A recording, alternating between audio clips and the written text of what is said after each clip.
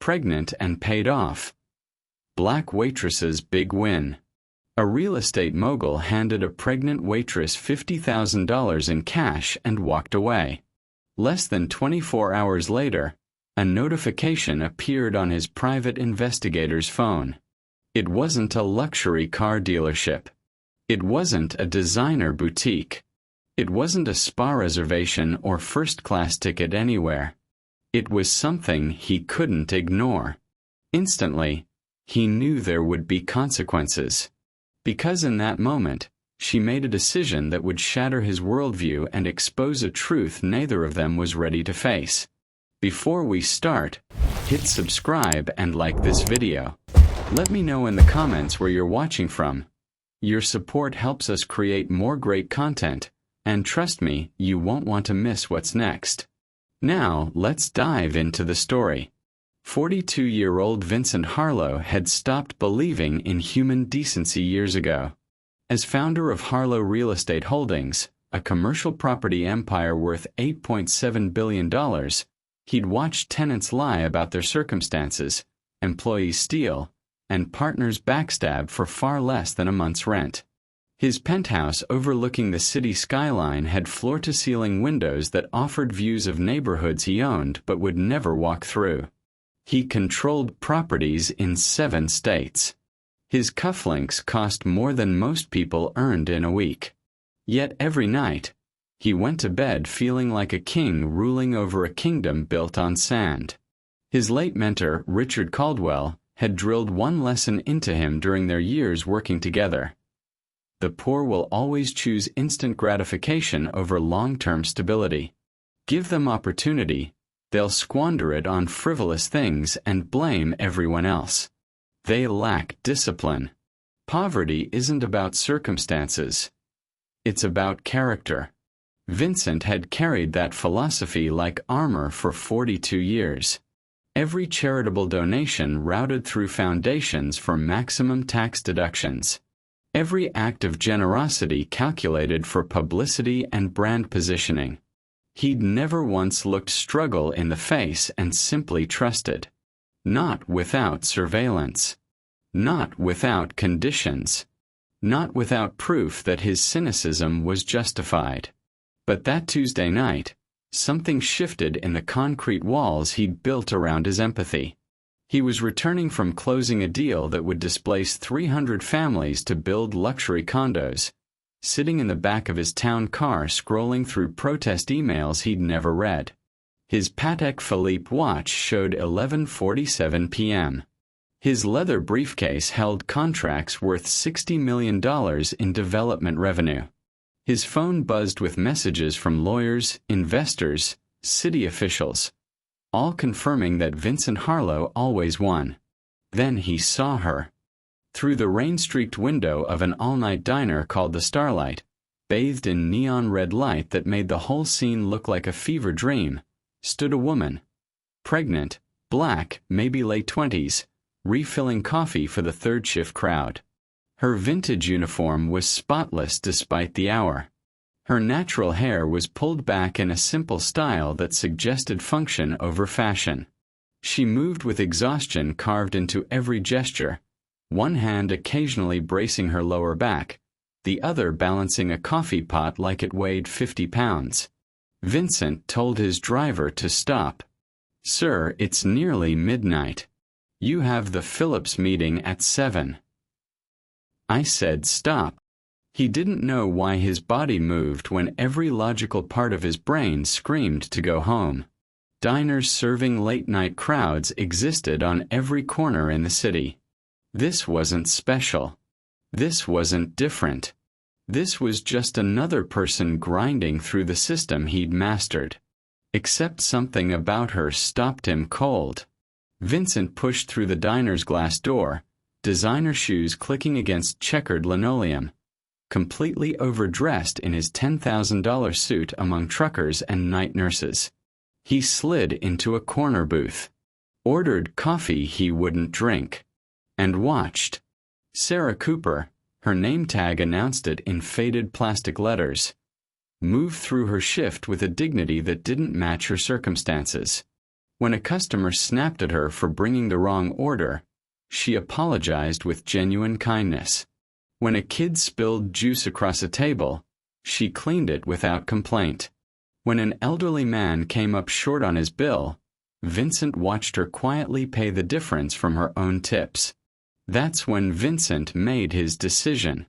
He opened his briefcase, pulled out the metal case he kept for emergency cash transactions. $50,000 he'd withdrawn that morning for a under-the-table land deal that fell through, and waited. At 12:30 a.m., Sarah approached his booth, order pad ready, professional smile barely hiding her exhaustion. "Can I get you anything else, sir?" Vincent looked up at her. Really looked. 7 months pregnant, working the graveyard shift, still standing. His father's voice echoed in his head. "Desperation makes thieves of everyone." "Actually," Vincent said, sliding the metal briefcase across the table, "I have a proposition for you." Sarah's hand instinctively went to her belly. Protective, suspicious. "I'm sorry." "Open it." She hesitated, looking around the diner like this might be a prank show or something worse. Slowly, she clicked the latches. The lid opened. Even in the dim diner light, $50,000 in cash had a presence that made the air change. Sarah stumbled back a step. "Sir, I can't." "It's yours," Vincent interrupted. His voice sharp, clinical, like he was closing a business deal. "All of it. Spend it however you want in the next 48 hours. Only rule, I'll be watching where it goes." "Why?" Her voice shook. "Why would you do this?" Vincent leaned back, studying her like a specimen. "Let's call it a social experiment. You have 48 hours starting now. There's a phone in the case with my number. When the time's up, we'll talk about what you bought." He stood, dropped 3 20s on the table for a coffee he hadn't touched, and walked toward the door. "Wait." Sarah called after him. "What if I don't want it? What if this is some kind of trap?" Vincent paused at the door, rain from outside misting his expensive coat. He turned back, and for just a moment, something human flickered across his face before the mask returned. "Then you'll have proven me right about people like you," he said quietly. "The money is real. The choice is yours.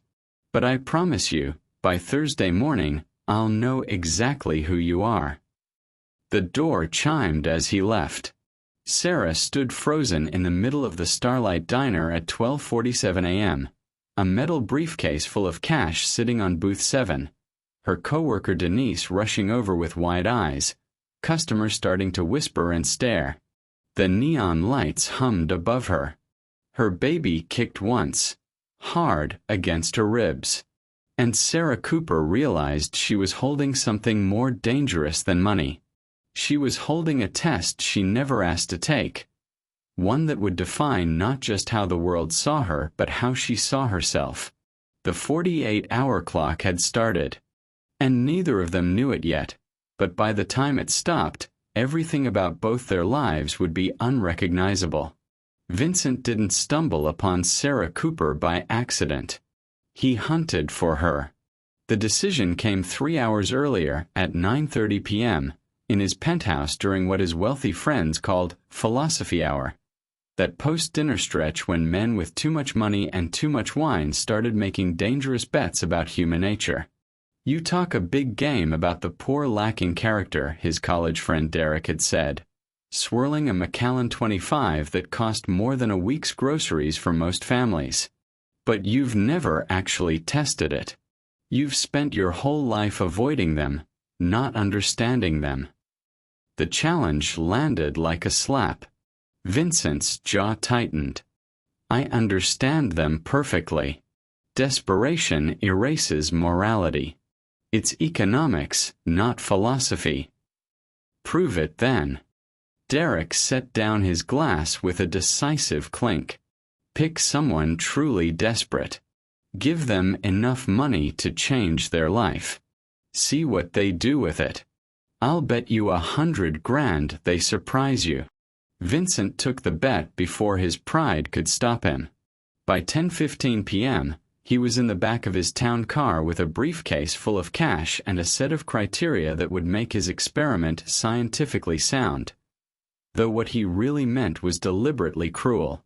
He needed someone visibly struggling. Someone society had already written off.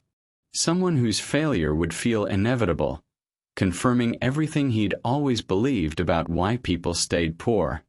His driver cruised slowly through the city's forgotten neighborhoods while Vincent studied faces through tinted windows like a predator selecting prey. Too old. Too young. Too put together. Not desperate enough. He needed the perfect subject. They passed 3 diners before Vincent saw the starlight. The retro building glowed red against the dark street, lonely and out of time. The kind of place that served coffee to insomniacs and scrambled eggs to third-shift workers who couldn't afford anywhere else. Through the rain-streaked windows, Vincent could see the sparse late-night crowd. Truckers, nurses in scrubs, a couple of teenagers who'd clearly been crying. And her. Sarah Cooper moved through the diner with her pregnant belly leading the way, refilling coffee, clearing plates, her body language screaming exhaustion even from across the street.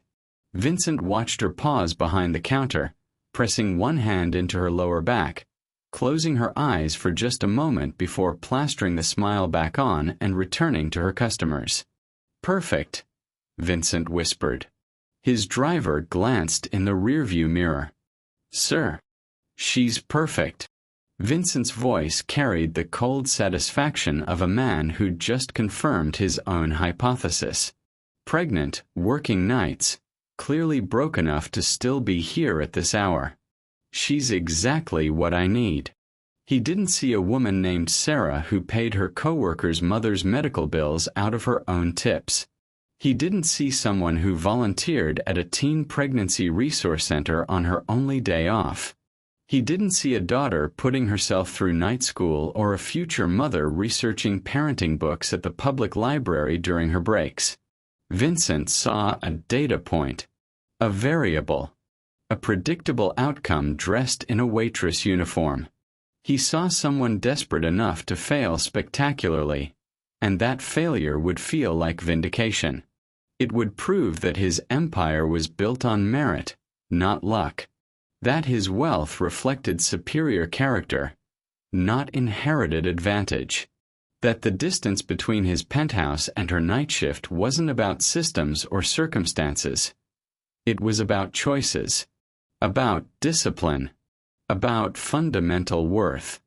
"Wait here," Vincent told his driver, grabbing the briefcase. "This won't take long." He stepped out into the rain, straightened his tie, and walked toward the diner's entrance with the confidence of a man who'd already written the ending to a story that hadn't started yet. The door chimed as he entered. Neon light washed over his expensive suit. Sarah looked up from wiping down a booth, and for just a fraction of a second, Vincent saw something in her eyes that should have made him stop. Not fear, not hope, but a kind of weary dignity that didn't match his narrative. He ignored it. Vincent Harlow had come here to prove a point about poor people and desperation. He'd chosen his subject carefully, scientifically, deliberately. He had no idea he'd actually chosen his teacher. Sarah's hands trembled so violently she could barely work the briefcase latches. The metal felt cold and foreign under her fingertips, like something that didn't belong in a place that smelled of coffee and bacon grease. When the lid finally clicked open, the neon red light from overhead caught the stacked bills and turned them crimson. Blood money, her grandmother would have called it. "Oh my God," Denise whispered beside her, grabbing Sarah's arm. "Is that real?" Sarah couldn't speak, couldn't breathe. $50,000 sat in the briefcase like a coiled snake, beautiful and dangerous and wrong. She'd never seen this much cash in her life. Her entire year's salary from the diner wouldn't equal half of what sat gleaming in front of her. Vincent watched her reaction with clinical detachment, like a scientist observing bacteria under a microscope. He sipped his coffee slowly, letting the silence stretch until it became unbearable. "I don't understand," Sarah finally managed, her voice barely above a whisper. "Why me? Does it matter?" Vincent's tone was ice wrapped in expensive cologne. "The money is real. The offer is simple. You have exactly 48 hours starting from," he glanced at his Rolex, 12:47 a.m. "Spend it however you want. Buy whatever you need. I won't stop you." Sarah's protective instinct kicked in. She placed both hands on her pregnant belly, creating a barrier between her unborn child and whatever this man represented. "What's the catch?" "No catch. Just one condition." Vincent reached into his jacket and pulled out a cheap burner phone, placing it on top of the cash. "I'll be watching where the money goes. Every transaction. Every purchase. And when the 48 hours are up, we'll have a conversation about your choices." The way he said "choices" felt like an accusation for crimes she hadn't committed yet. This is insane. Sarah looked around the diner desperately, hoping someone would intervene, tell her this was a prank show, explain why a man in a suit that cost more than her car was offering her a fortune at 1 a.m. But the handful of customers just stared, some recording on their phones, others pretending not to notice. "I could call the cops. This could be drug money or—" "It's not." Vincent stood abruptly, towering over her, and something in his eyes made Sarah step back. Not violence, something colder. Certainty. "The money is clean. Withdrawn from my personal account this morning for a business deal that didn't happen. Consider it fate. Or a test. Or whatever helps you sleep tonight." He buttoned his suit jacket with precise movements, preparing to leave. "The phone has my number programmed. When your time is up, I'll contact you. Until then, Sarah Cooper," he read her name tag slowly, deliberately, "you're free to show me exactly who you are. How do you know I won't just disappear with it?" Vincent smiled, and it was the saddest, cruelest expression Sarah had ever seen on a human face. "Because people like you never do. You'll spend it, justify it, maybe even convince yourself you deserve it. And then Thursday morning you'll answer when I call, because deep down you'll want me to see. You'll want to prove something." He walked toward the door, leaving wet footprints on the checkered floor. "Wait." Sarah called after him, panic rising in her throat. "I don't want this. Take it back." But Vincent was already gone, the door chiming behind him, his town car pulling away into the rain-slicked night. Sarah stood frozen at the counter, the briefcase still open, her coworker staring, the overnight cook peeking through the kitchen window, 2 customers at booth 9 whispering and pointing. The money seemed to pulse under the neon lights, alive with possibility and danger. Her baby kicked hard against her ribs, as if voting. "Girl, close that thing before someone robs us," Denise hissed, glancing nervously at the door. Sarah's hands moved on autopilot. She closed the briefcase, picked it up. God, it was heavy, and carried it to the back room like she was carrying a bomb. Her locker, decorated with a faded photo of her late mother and an ultrasound picture of her baby, seemed too small and sacred to hold something like this. She shoved the briefcase inside, slammed the locker door, and leaned against it, breathing hard. 48 hours. The clock was already ticking, and Sarah Cooper had no idea whether she'd just been given a gift or a curse. Sarah's shift ended at 6 a.m., but she barely remembered the last 5 hours. She moved through the motions, refilling coffee, taking orders, clearing tables, while the briefcase burned like radiation in her locker. Denise kept shooting her worried glances but knew better than to ask questions in front of customers. By the time Sarah clocked out and carried that metal case to her 15-year-old Honda, the sun was rising over a city that suddenly felt hostile and strange. The drive to her apartment took 12 minutes. She counted every red light, every turn, every breath. The briefcase sat in the passenger seat like an unwanted hitchhiker, and twice she almost pulled over to throw it in a dumpster. But something stopped her. Not greed. God, she wished it was something that simple. It was the desperate arithmetic of poverty that every struggling person knew by heart. $50,000 could mean prenatal vitamins and doctor visits without choosing between them. It could mean not getting evicted when the baby came and she couldn't work for 6 weeks. It could mean her child didn't start life already drowning. But it could also mean proving Vincent Harlow right about whatever ugly thing he believed about people like her. Her apartment was a studio on the 3rd floor of a building that had been under renovation for 3 years. The landlord's promises about fixing the heat were as empty as Sarah's bank account. She climbed the stairs slowly, her pregnant belly making each step an effort, and unlocked the door to her 400 square feet of temporary safety. The kitchen table, a wobbly Craigslist find she'd painted yellow to make it cheerful, became her war room. Sarah set the briefcase down, opened it one more time to confirm she hadn't hallucinated the whole thing, and then pulled out her notebook. The same spiral-bound pad where she tracked her tips, her bills, her impossible budget. She started writing lists. Rent, $4,200, 6 months, plus what I owe.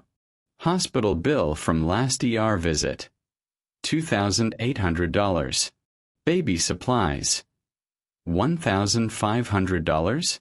Car repair, transmission $1,200. She crossed out the car, then uncrossed it, then crossed it out again. Her hand shook so badly the pen kept slipping. Denise's mom's surgery, $12,000. Sarah stared at that line for 10 minutes. Denise had been covering Sarah's shifts when morning sickness got bad, had brought her crackers and ginger ale without being asked, had been a friend when Sarah needed one desperately. But was that Sarah's responsibility? Was it selfish to even write it down? She scratched it out, then rewrote it, then put question marks after it. The tears came without warning, hot and bitter and exhausting. Sarah put her head down on the yellow table and sobbed, for her mother who died without life insurance, for the baby's father who disappeared when he saw the positive test, for every decision she'd made that led to this moment where a stranger's money felt like both salvation and trap. Sarah, baby, you okay in there? Mrs. Chen's voice came through the thin wall, followed by gentle knocking. The elderly woman lived next door and had appointed herself Sarah's unofficial grandmother. She noticed everything. When Sarah came home too late, when she skipped meals, when she cried in the shower thinking the water would hide it. Sarah wiped her face quickly, shoved the briefcase under the table, and opened the door a crack. Mrs. Chen stood there in her floral robe, holding a thermos. I made you soup. You didn't eat yesterday. I'm fine, Mrs. Chen. Really. Just tired from work. The old woman's eyes, sharp despite her 82 years, swept past Sarah to the notebook on the table, covered in crossed-out numbers and desperate calculations. You've been crying. Pregnancy hormones. Mrs. Chen didn't believe her but wouldn't push. She pressed the thermos into Sarah's hands. Eat. Sleep. Whatever is wrong, it will still be wrong after you rest. But you will be stronger. Sarah wanted to tell her everything. Wanted to ask what Mrs. Chen would do with $50,000 and 48 hours. Wanted wisdom from someone who'd survived poverty longer than Sarah had been alive. But the words stuck in her throat, trapped behind the weight of Vincent's judgment and her own fear of making the wrong choice. "Thank you," Sarah whispered instead. Mrs. Chen patted her cheek gently and shuffled back to her apartment. Sarah closed the door, locked it, and returned to her kitchen table. The money sat there, silent and patient. The notebook waited, half filled with crossed-out hopes. Her baby kicked, a tiny reminder that this decision wasn't just about her anymore. Outside, the city woke up to Wednesday morning. Sarah Cooper hadn't slept at all, and she still had no idea what she was going to do. Vincent hadn't slept either, but his insomnia came wrapped in Egyptian cotton sheets and a view worth $8 million. He sat in his home office at 9 a.m. Wednesday morning, still wearing yesterday's shirt, watching 3 computer monitors like a day trader tracking volatile stocks. Except the commodity he was monitoring was Sarah Cooper's choices, and the market he was betting on was human nature. His assistant Marcus arrived at 9:15 with coffee and the private investigator's first report. "She left her apartment at 8:30, Marcus said, setting down a folder. "Took the bus. Jenkins is following at a distance." "Where'd she go?" Vincent leaned forward, predatory focus sharpening his exhausted features. "That's the weird part." Marcus pulled out photos taken with a telephoto lens. First stop was the East Side Community Legal Aid Center. Vincent frowned at the image of Sarah entering a rundown building with faded paint and a handwritten hour sign. Legal aid. What's she doing there? Jenkins couldn't get inside without being obvious. She was in there for 47 minutes. 47 minutes. Vincent drummed his fingers on the desk, building narratives in his head. She's probably asking about liability. Wants to know if she can legally keep the money. Or maybe, his expression darkened, she's getting advice on how to hide it. Set up some kind of trust to avoid taxes. Marcus shifted uncomfortably. "Sir, it's a free legal clinic. They help with evictions and—" "I know what they help with." Vincent's tone cut like a knife. What was her second stop? The Municipal Housing Authority. She was there for an hour and 12 minutes. Vincent stood abruptly, pacing to the floor-to-ceiling windows that overlooked the city. Somewhere down there, Sarah Cooper was moving through her day, spending his money, making choices he was supposed to predict. Except nothing was going according to script. "Housing Authority," he muttered. "She's probably applying for assistance. Trying to game the system. Take my money and still collect benefits. That's exactly the kind of—" His phone buzzed. A text from Jenkins. Subject entering City General Hospital. Billing Department entrance. Hospital. Vincent spun back to the monitors. Pull up City General. Which department? Marcus typed rapidly. Billing and Financial Services. Ground floor. She's been inside for 18 minutes now. Vincent's jaw tightened. His mind raced through possibilities, each one confirming his worldview. She's paying off old medical bills, cleaning up her credit so she can take out loans.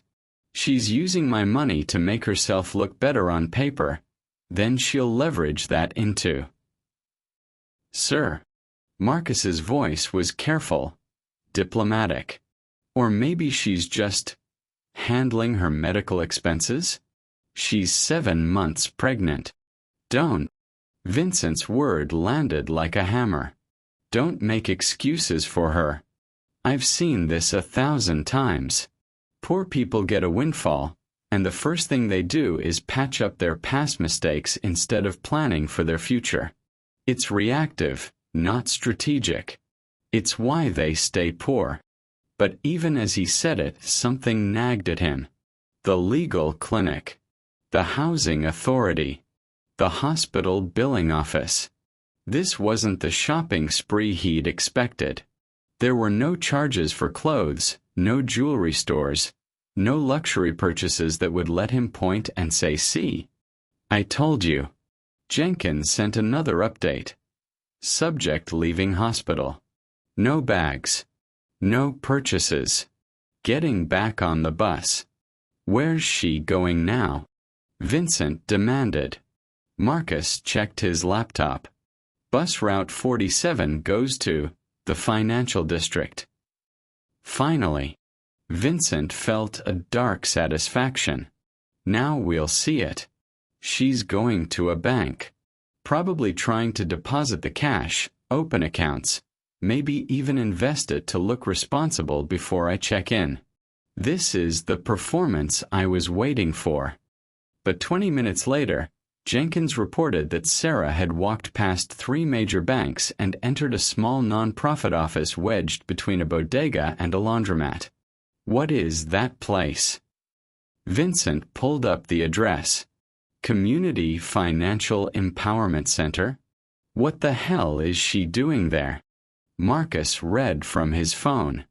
They provide free financial counseling to low-income families.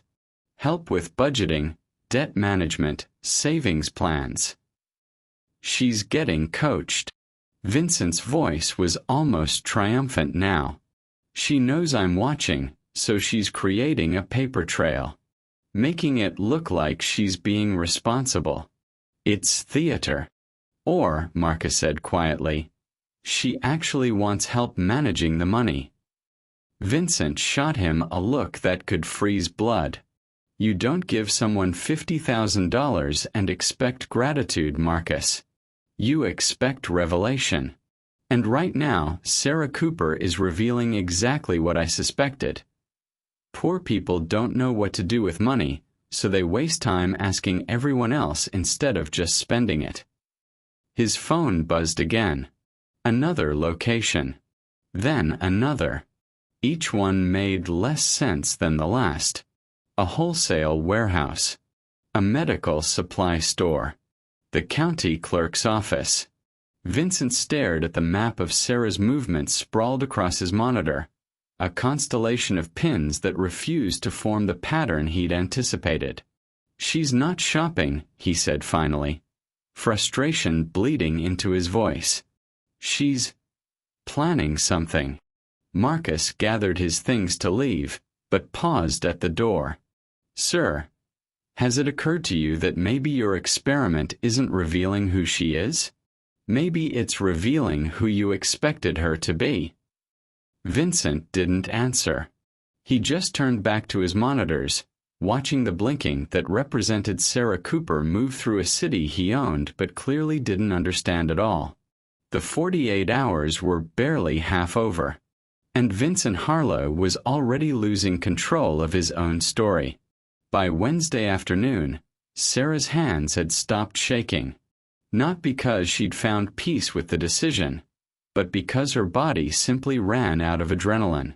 She sat in the cramped office of Community Financial Empowerment Center across from Patricia, a counselor who'd seen enough desperate people to recognize the real thing when it walked through her door. Let me make sure I understand, Patricia said, reviewing Sarah's hastily scribbled notes. You want to use this money, all of it, in 48 hours, but you want to do it right. I need to do it right, Sarah corrected, her hand resting on her belly. Because someone's watching to see if I'll do it wrong. Patricia studied her for a long moment. Okay, let's start with your immediate crisis points and work outward.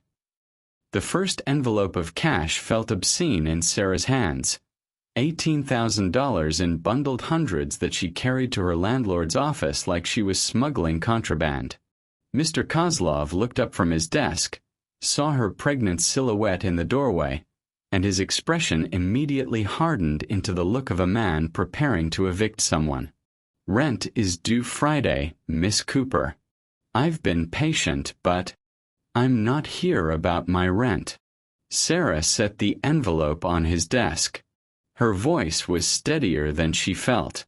"This is for the Johnsons in 2B, the Martinez family in 1C, and Mrs. Okafor in 3A. They're all behind. This should cover 6 months for each of them, plus what they owe." Mr. Kozlov opened the envelope slowly, counted the bills twice, then looked at Sarah like she'd grown a second head. "Where did you get this kind of money?" "Does it matter?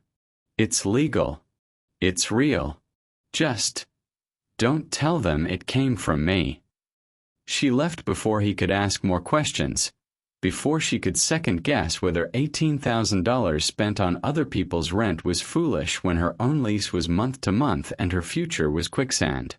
30 minutes later, Sarah stood in the sterile billing office of City General Hospital, sliding another envelope across the counter to a woman named Michelle who processed payment plans for people who couldn't afford to be sick. "Denise Richardson's mother," Sarah said quietly. "Gloria Richardson. She needs surgery for her hip replacement, but insurance won't cover it all. This should handle the balance." Michelle checked her computer, her expression shifting from bureaucratic boredom to confusion. "This is $12,000. I know how much it is. And you're paying this for someone else's mother?" Sarah felt tears threatening but forced them back. Denise had held her hand during the worst morning sickness, had covered her shifts without complaint, had treated Sarah like family when she had none. "Yes. And please don't tell her who paid it. Just tell her it's been taken care of."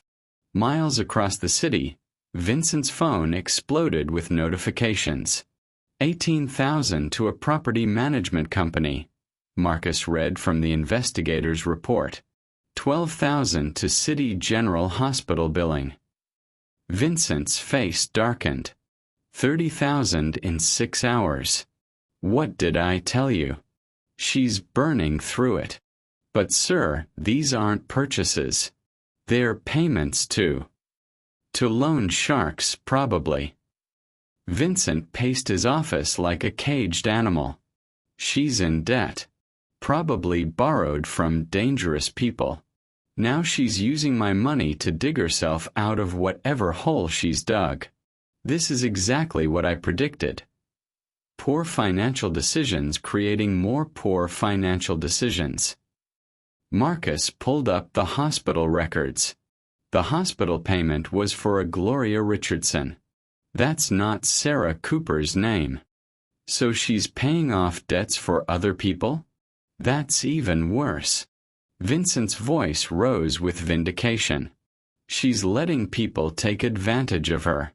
Probably a boyfriend or family bleeding her dry.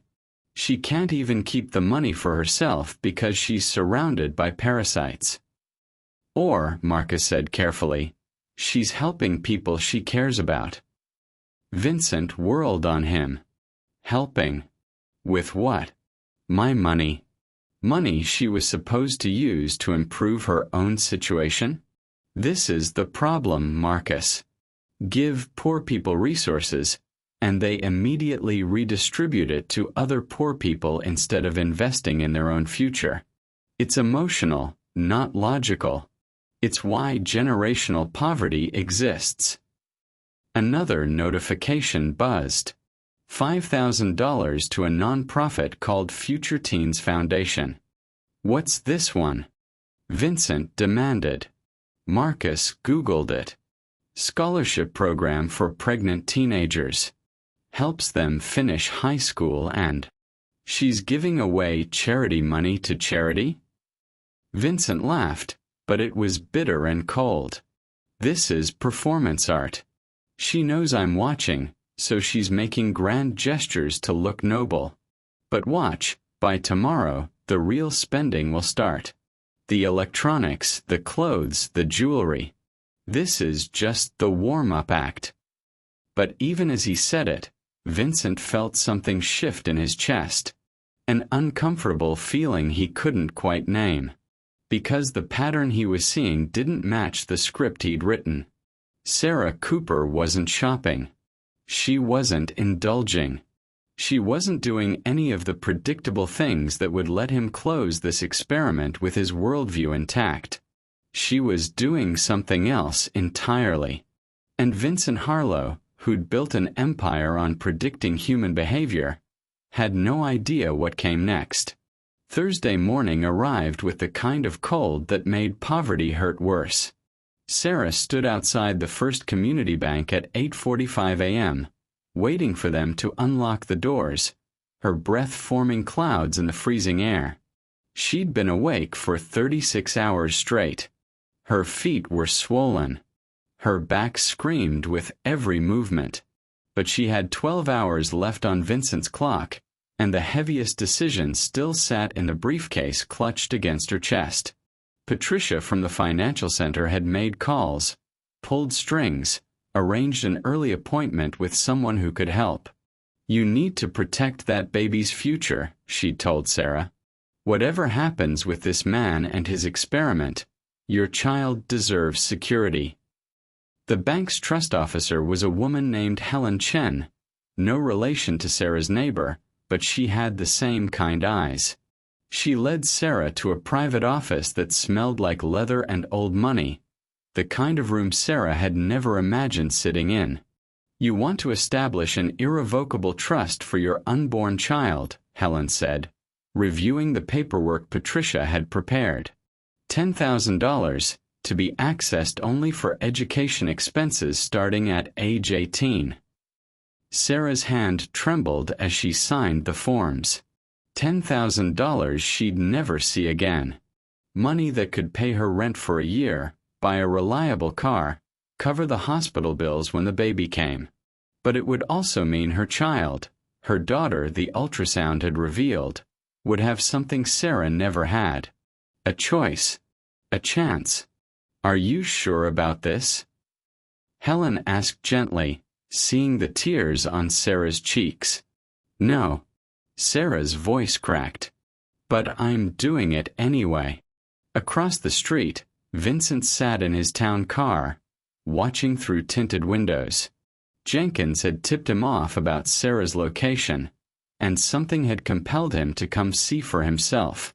He watched her emerge from the bank 40 minutes later, still pregnant, still in her clearance rack coat, still looking exhausted. What was she doing in there? Vincent muttered to Marcus, who'd been summoned for this field observation. Marcus checked his tablet. "Jenkins says she met with their trust department." Trust department? Vincent's mind immediately spun into darker territory. She's hiding money. Setting up accounts we can't track. Probably planning to claim she spent it all while secretly stashing cash offshore or... "Sir, she's 7 months pregnant and takes the bus. I don't think she's setting up offshore accounts." But Vincent wasn't listening. He was building a narrative that fit his expectations. Brick by brick, explanation by explanation. Every piece of evidence that contradicted his worldview got twisted until it supported the story he needed to be true. Sarah's next stop was a converted storefront in a neighborhood Vincent's company had labeled, "Not viable for development." The sign above the door read, "Rise Up, Supporting Young Mothers." She disappeared inside for nearly an hour. Vincent actually got out of the car this time, standing across the street, staring at the building like it might reveal its secrets through the windows. "What is that place?" he demanded. Marcus pulled up their website on his phone. Non-profit. Provides support for pregnant teenagers. Counseling, childcare, help finishing school. They run on donations and... She's giving them money. Vincent's voice was flat, certain. "We don't know that." "Of course she is." $5,000, probably. Maybe more. Vincent turned away from the building, anger and confusion warring on his face. This is insane. She's throwing money at random charities while she's barely surviving herself. It's financial suicide dressed up as altruism. Or it's empathy, Marcus said quietly. Maybe she sees herself in those girls. Maybe she remembers being scared and alone and... Stop romanticizing poverty, Vincent snapped. You want to know what I see? I see someone so damaged by her circumstances that she can't even recognize an opportunity when it's handed to her. She's giving away the money because deep down, she doesn't believe she deserves it. It's not generosity, Marcus. It's self-sabotage. When Sarah finally exited Rise Up, she was crying openly, not even trying to hide it anymore. A teenage girl hugged her at the door. Young, maybe 16, with a barely visible baby bump under her sweatshirt. The girl said something that made Sarah laugh through her tears, and they stood there for a moment in the cold. Two strangers connected by the specific loneliness of being young and pregnant and scared.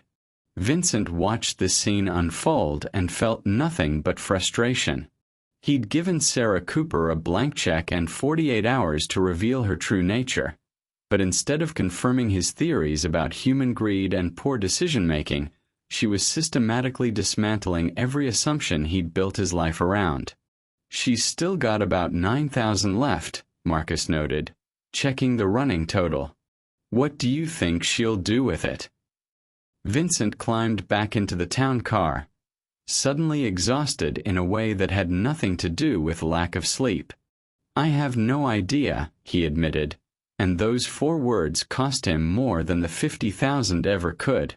Because Vincent Harlow had spent his entire adult life believing he understood how the world worked. Money revealed character. Desperation revealed true nature. Poverty was a moral failure dressed up as bad luck.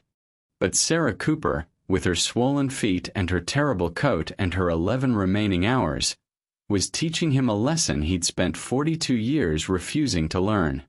Some people, when given everything, choose to give it away. And he had absolutely no framework for understanding why.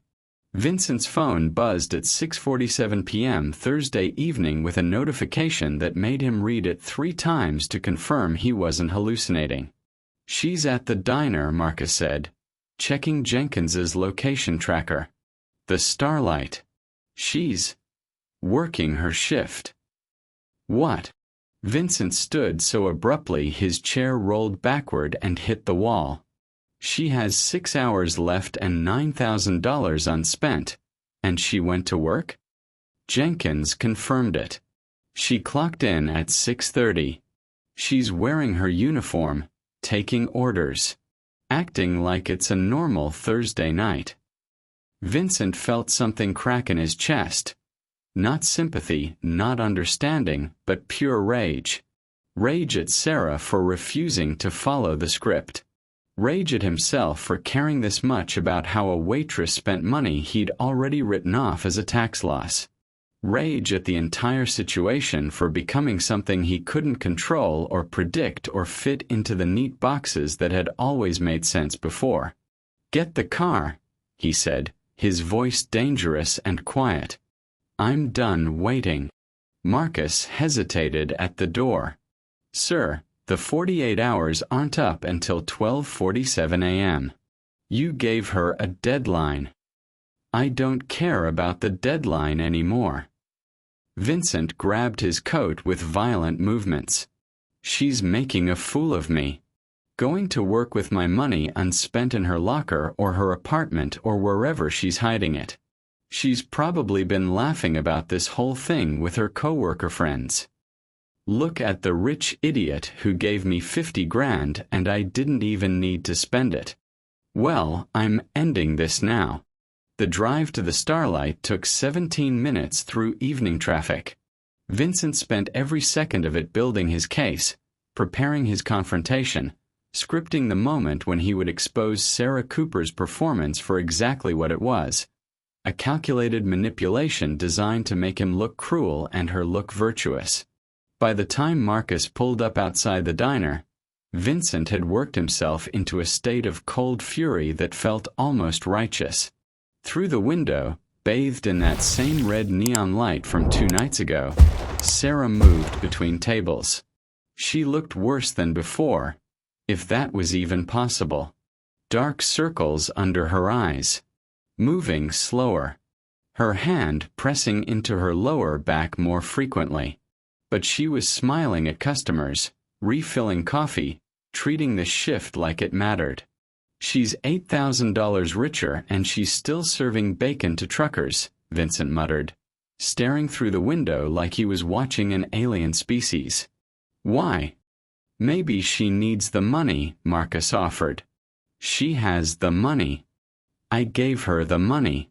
She's choosing to be here instead of spending the last hours doing something. Anything that would justify my investment in this experiment. Your investment? Marcus turned to look at him. Sir, you gave her that money to prove she'd waste it. She's not wasting it. That should be good news. It's not good news.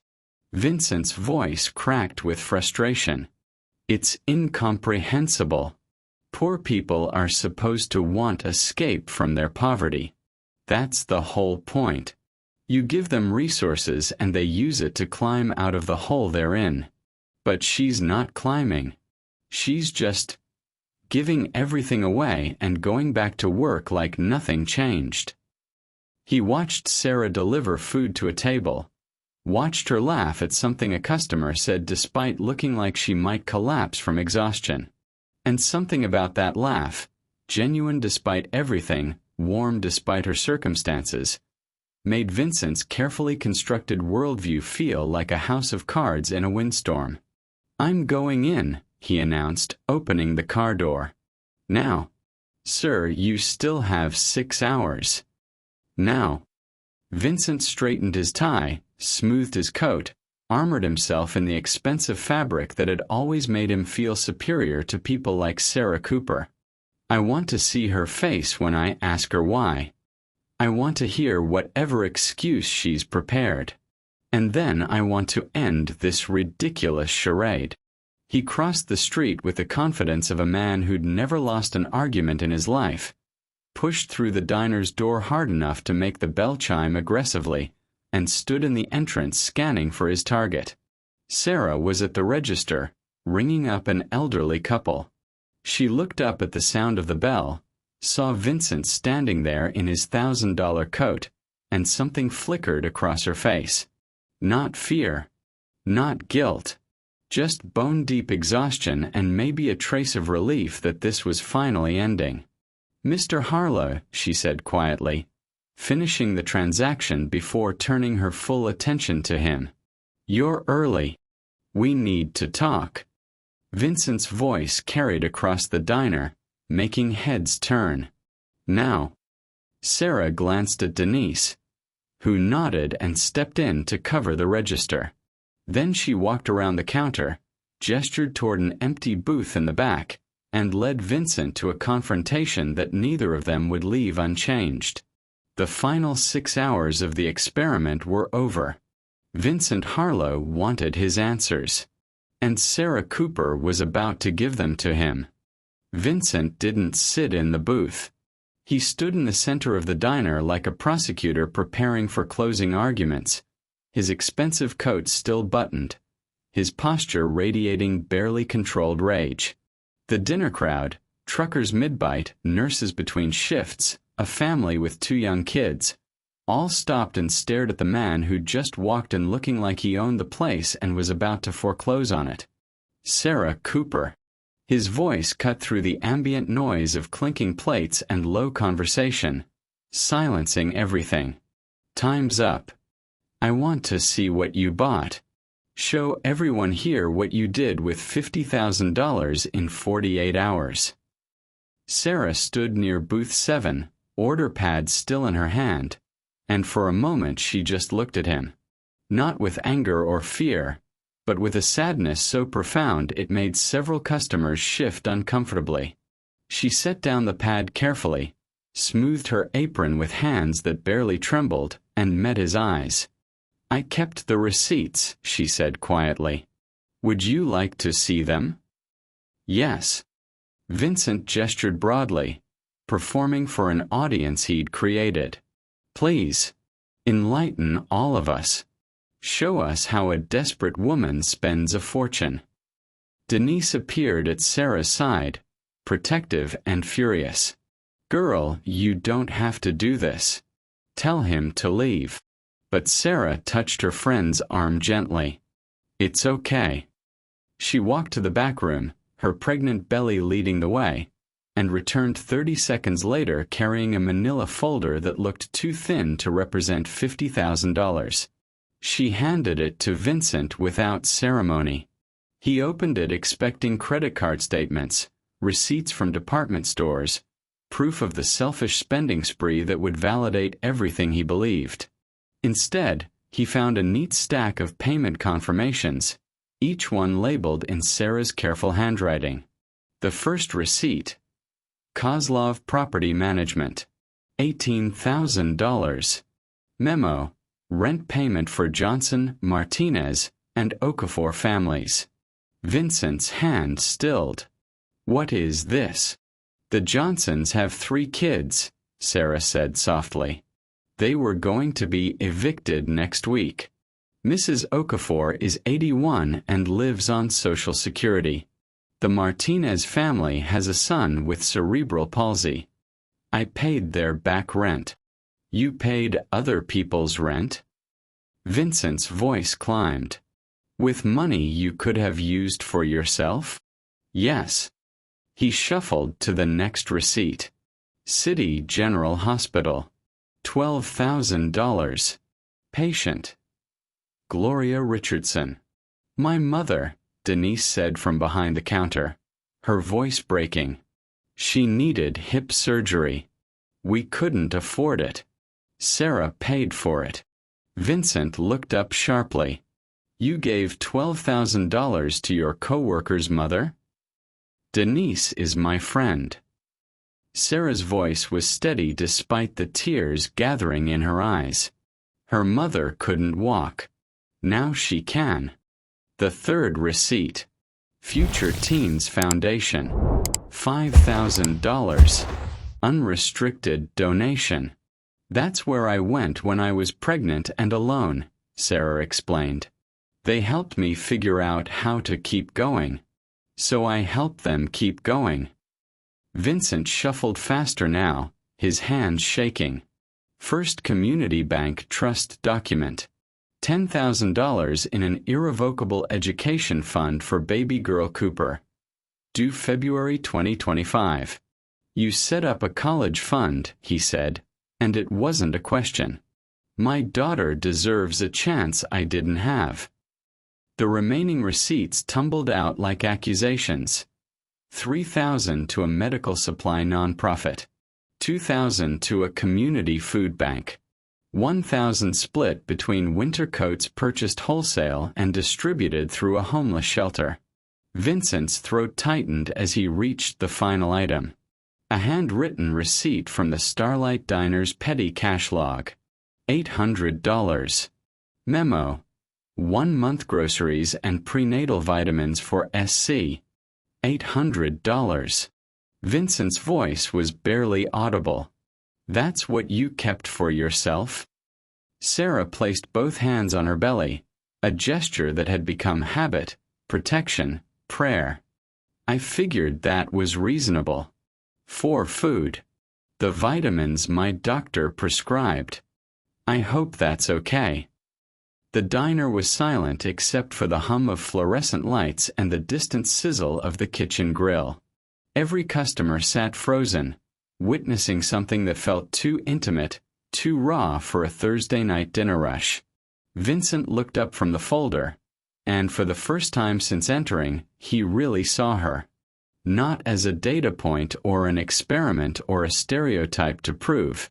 He saw Sarah Cooper, 28 years old, 7 months pregnant, working a night shift after spending 2 days running around a city distributing a fortune to everyone except herself. Why? The word came out broken. Why didn't you keep more? You're about to have a baby. You're barely surviving. That money could have changed your entire life. Sarah smiled, and it was the saddest, most beautiful expression Vincent had ever seen. It did change my life, Mr. Harlow. Just not in the way you expected. She paused, one hand still on her belly. Because I'm not raising my child in a world where we only care about ourselves. The silence after Sarah's words felt like the moment before lightning strikes. Charged, inevitable, about to change everything. Vincent stood holding the folder of receipts like they were burning his hands, his face cycling through expressions too fast to name. Disbelief, anger, confusion, and then something that looked dangerously close to shame. You're lying. His voice was desperate now, grasping for the narrative that made sense. This is performance. You kept cash somewhere. You bought things you're not telling me about. Nobody. She paid my rent. The voice came from booth 3. An older black man in a maintenance uniform stood slowly, his weathered hands gripping the table edge. I'm Marcus Johnson.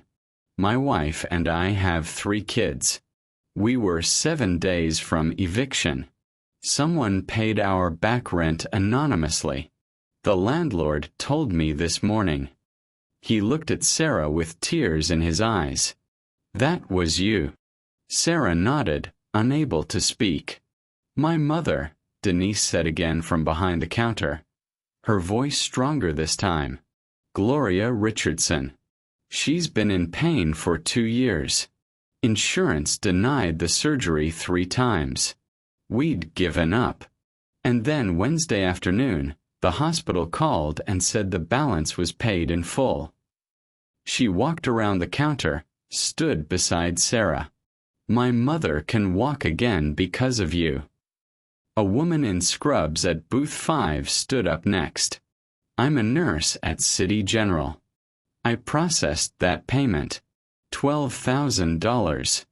I've never seen anything like it. Vincent's hands started to tremble. But you could have. She gave money so I can finish school. This voice was young, uncertain. A teenage girl in the corner booth, 16, maybe 17, with a small baby bump visible under her hoodie, stood up slowly, clutching her backpack like a shield. I go to Rise Up. The program for pregnant girls? They called me yesterday and said someone donated enough for 3 full scholarships. They're giving me one. Her voice cracked. I was going to drop out. Now I'm not. More people stood. A woman Sarah had never met, who'd been at the food bank. An elderly man from the homeless shelter where she delivered winter coats. One by one, strangers and regulars alike, they rose like witnesses at a trial, each one testifying to Sarah's choices. Vincent looked around the diner, at all these faces, at Marcus standing in the doorway now looking like he wanted to disappear through the floor, and something inside him shattered. Not cracked, shattered. The foundations of every belief he'd built his empire on, every assumption about poverty and character and human nature, collapsed into rubble. His legs gave out. He stumbled backward into the nearest booth, the folder of receipts scattering across the red vinyl. He put his face in his hands, these hands that signed contracts worth millions, that had never been afraid of anything except being wrong, and broke. The sound that came out was something between a sob and a laugh, raw and horrible and completely uncontrolled. His shoulders shook. His expensive coat bunched awkwardly. 42 years of certainty died in a diner booth under neon lights while a pregnant waitress watched with more compassion than he deserved. I don't understand, Vincent said through his hands, his voice destroyed. You were supposed to prove me right. You were supposed to be greedy, selfish, wasteful. You were supposed to confirm everything I believe about. He couldn't finish. Sarah lowered herself carefully into the booth across from him, her pregnant belly making the movement awkward. When Vincent finally looked up, his eyes were red and his face was wet, and he looked nothing like the man who'd walked into the diner 48 hours ago offering money like it was a weapon. You gave me that money to prove I was small, Sarah said softly. But the only person who got smaller was you. Vincent flinched like she'd slapped him. I kept $800, Sarah continued. For groceries. For vitamins. For 1 month of believing my baby and I might be okay. That's all I needed, Mr. Harlow. Everything else. She gestured around the diner at the people still standing, still watching. Everyone else needed it more. But you needed it, Vincent whispered. You're 7 months pregnant, working night shifts. You could have. I could have kept it all and still been poor in here. Sarah placed her hand over her heart. This way, I'm poor in my bank account but rich in knowing my daughter will grow up in a world where I chose love over fear. Marcus cleared his throat from the doorway. Sir, we should go. But Vincent didn't move. He stared at Sarah Cooper. This woman he'd chosen because she looked desperate. This woman he'd turned into an experiment. This woman who'd just taught him more about wealth than his billions ever could, and realized he was looking at someone infinitely richer than he'd ever been. I'm sorry, Vincent said, and the words cost him everything. I'm so sorry. Sarah reached across the table and placed her hand over his. Her palm was calloused from work, warm from survival, steady from a strength he'd never understood. Now you know, she said simply. The question is, what are you going to do about it? The folder hit the table with a soft thud that somehow silenced the entire diner. Vincent's fingers hesitated before touching it, as if he already knew what was inside would destroy him. Go ahead, Sarah said, her voice steady despite the trembling in her hands. You wanted proof. Here it is. He opened it slowly. The first receipt was from the County Housing Authority. $1,200. Tenant name: Johnson, Marcus. Status: eviction halted. His eyes moved to the next page. City General Hospital. $12,000. Patient: Richardson, Gloria. Balance: paid in full. The pages kept coming. Rise Up Education Fund, $3,000. Winter Coat Drive, $800. Food Bank Donation, $2,000. On and on, each receipt a small demolition of everything Vincent Harlow believed about human nature. You're lying. But there was no conviction left in his voice, only the desperate scramble of a drowning man reaching for anything solid. This is, you kept cash somewhere. You bought things you're not telling me about. She paid my rent. The voice came from booth 3. An older black man in a maintenance uniform stood slowly, his weathered hands gripping the table edge. I'm Marcus Johnson. My wife and I have 3 kids. We were 7 days from eviction.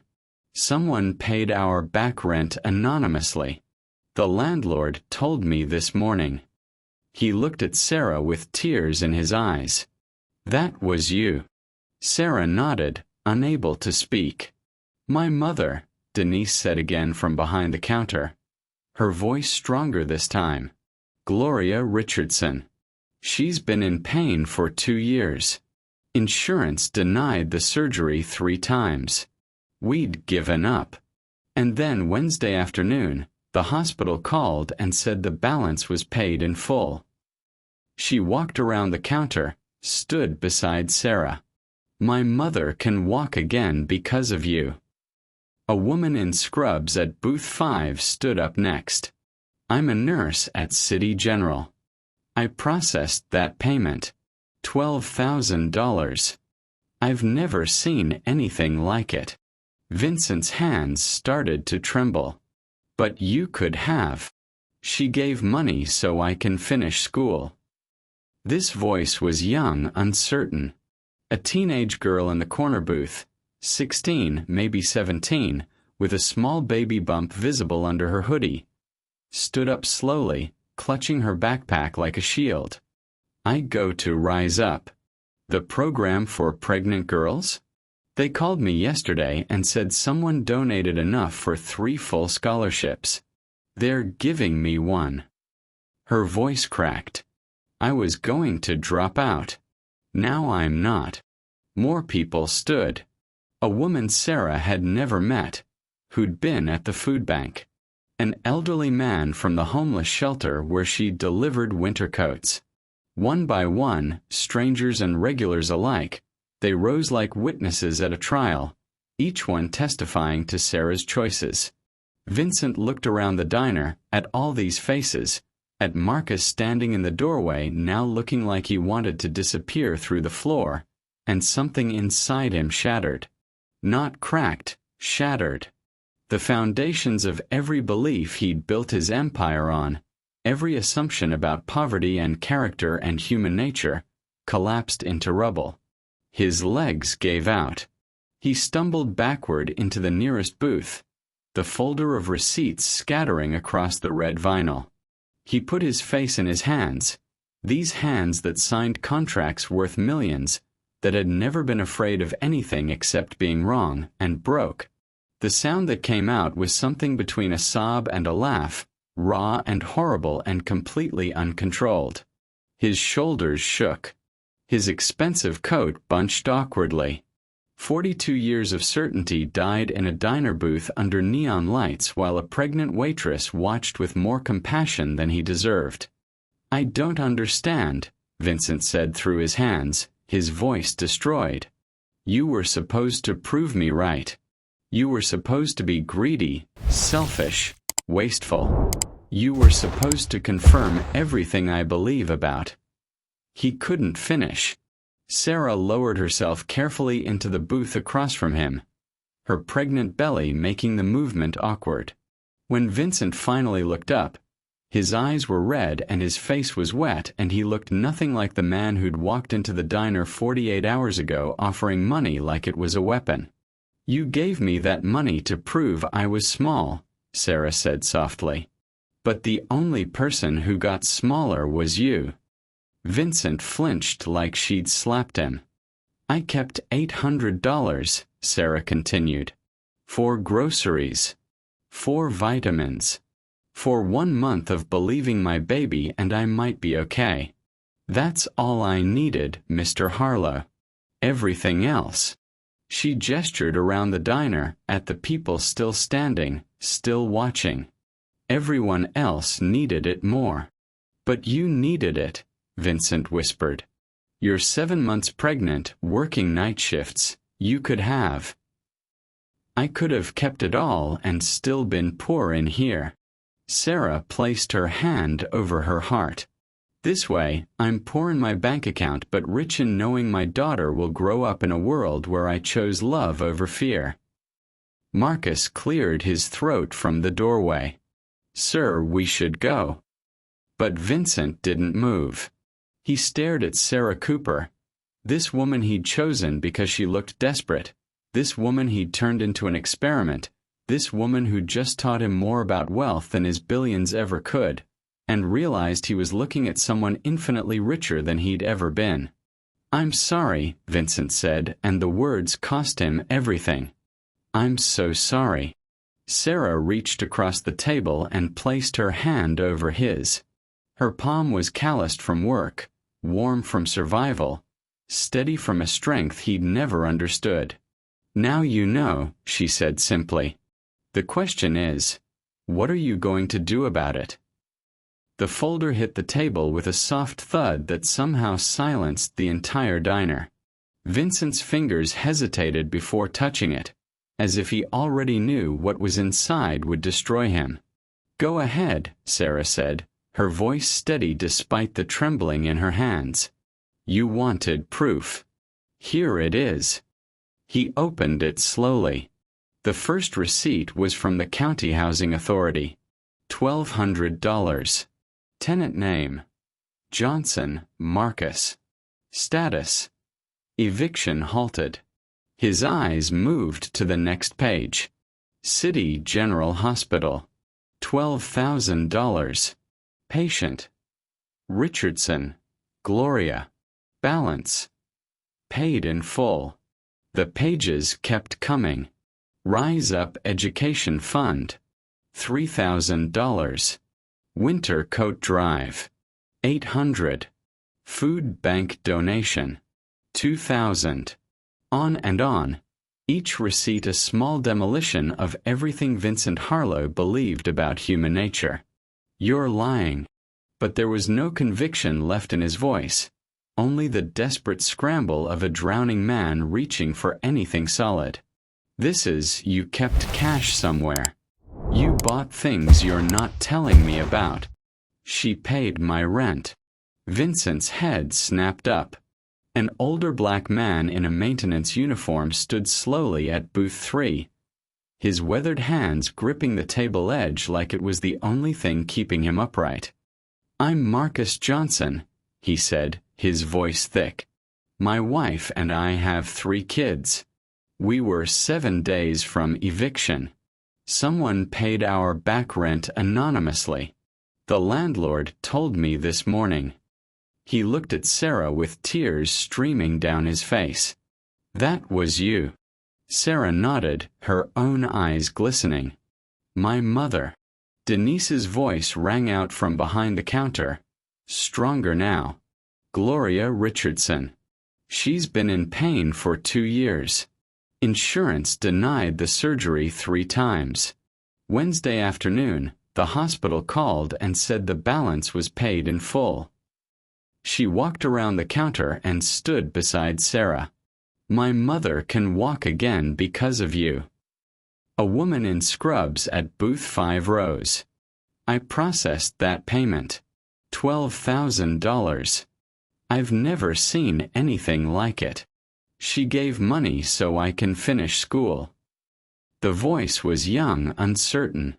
A teenage girl in the corner, 16 at most, with a small baby bump visible under her hoodie, stood clutching her backpack. "Rise Up called me yesterday. Someone donated for 3 full scholarships. They're giving me one." Her voice cracked.